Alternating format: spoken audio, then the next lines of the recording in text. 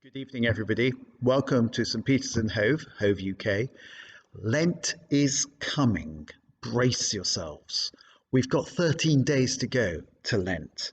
And I think it's a good idea to get ourselves into gear now so that Ash Wednesday doesn't come up and take us by surprise. We'll be prepared when it comes. What are you going to do for Lent? Well, the most obvious thing to do for Lent is fasting. If you've got a food cupboard, and most of us have, if you've got a kitchen which is full of nice, good things, you need to start thinking about eating up everything that's in the kitchen and then preparing yourself for a fast in Lent. There are lots of things we can give up for Lent. There are lots of things we can lay aside for those 40 days. The whole point is to go hungry so we feel a bit more hunger for God.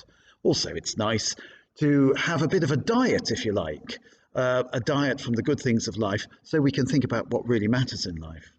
One of the things about eating and drinking is that the church has backpedaled on fasting over the years and said, oh, well, you don't have to fast, you can do other things. The trouble with that is you don't have to fast, you can do other things, but what other things? End up doing nothing at all.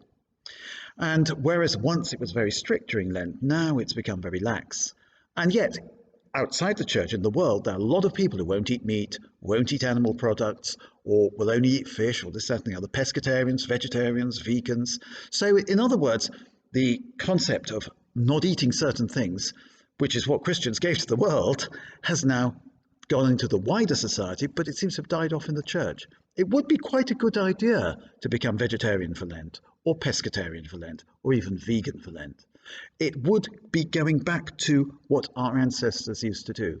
I once went to St Hugh's Charterhouse, which is in Sussex, and there the monks do not eat meat at all during Lent, and indeed in fact at all.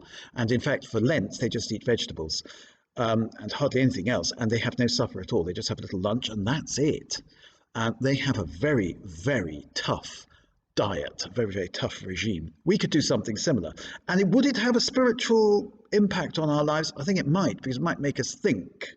It might make us change gear a bit in these 40 days. I would certainly settle these 40 days in our minds as 40 very special days to get through, a walk through the desert. Remember our remote ancestors in faith, the children of Israel, walked 40 days in the desert, 40 years in the desert. We've only got 40 days, which is much easier. 40 years in the desert eating just manna, and occasionally they had these quails that were arranged to fall on the camp by God. They too spent a lot of their time complaining about the food as we do. But it would be good to make Lent a special time when it comes to eating and drinking. So that's the first thing. I'll have other suggestions about what to do for Lent coming soon in the next few days. All the very best. Hope you have a great evening.